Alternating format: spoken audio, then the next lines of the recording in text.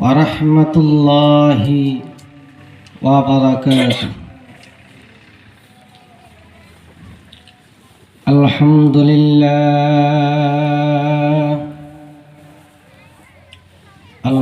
لله نحمده ونستعينه ونستغفره ونؤمن به ونتوكل عليه ونعوذ بالله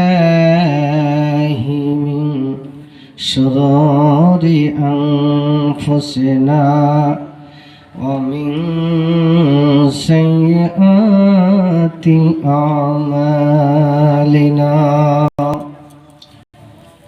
من يهده الله فلا مضل له ومن يضلله فلا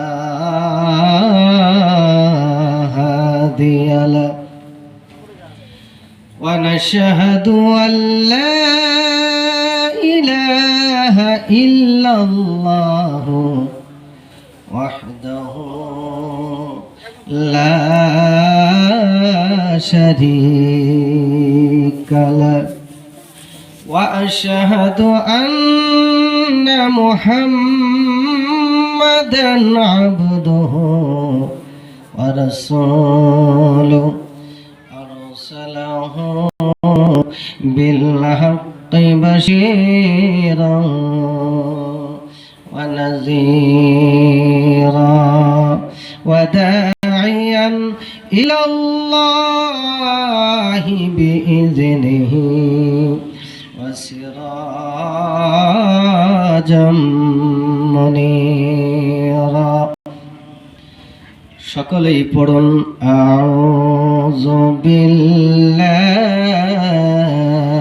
মিনাশ শাইতানির রাজিম. ইন্নাল্লাহা ওয়া মালাইকাতাহু ইউসাল্লুনা আলান নবী ইয়া আইয়ুহাল্লাযীনা আমানু সাল্লু আলাইহি ওয়া সাল্লিমু তাসলিমা.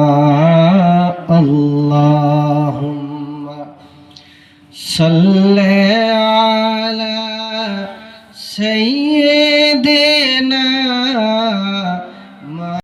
মাওলানা মুহাম্মদ ওয়া আলা আলি সাইয়্যিদিনা মাওলানা মুহাম্মদ.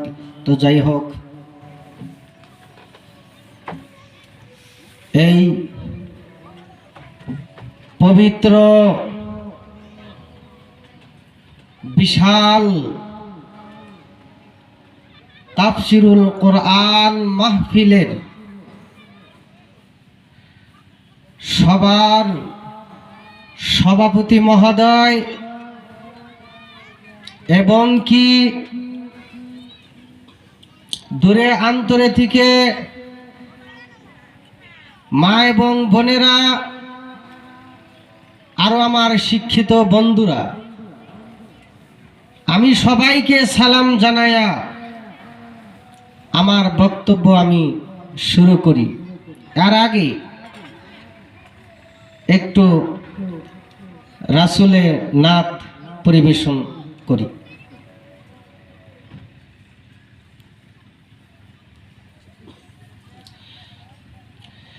जिंदगी एक किराए का घर है,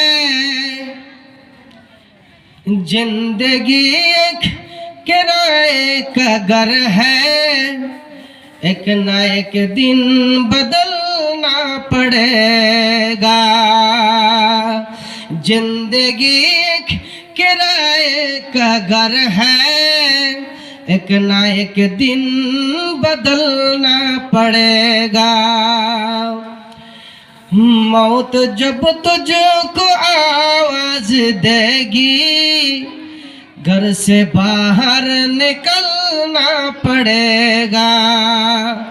मौत जब तुझको आवाज देगी, घर से बाहर निकलना पड़ेगा। एक ना एक दिन बदलना पड़ेगा। जिंदगी एक किराए का घर है, एक ना एक दिन बदलना पड़ेगा। एक ना एक दिन बदलना पड़ेगा। তো যাই হোক মা বোনেরা, আমার কর ইচ্ছা ছিল কিন্তু টাইমের জন্য আমি পারলাম না। যেহেতু হুজুর আইসা পৌঁছে গেছেন, এখন ওই হুজুর মুখ্য বক্তা যিনি আছেন ওনাদের ভাষণ শুনবেন ইনশাল্লাহ। আমার এইখানে আমি শেষ করলাম। খোদা হাফিজ। আসসালামু আলাইকুম ওয়া রাহমাতুল্লাহি ওয়া বারাকাতুহু।